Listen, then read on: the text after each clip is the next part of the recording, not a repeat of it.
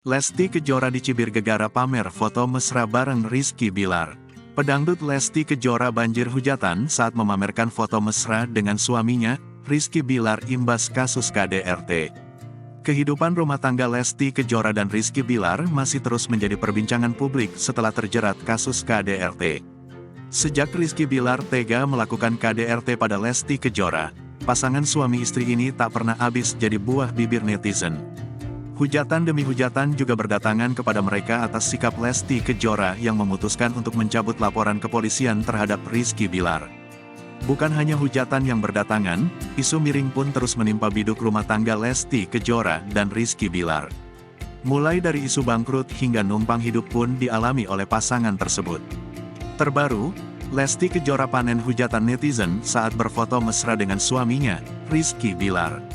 Keduanya dianggap hanya berpura-pura menampilkan momen kedekatannya dengan sang suami.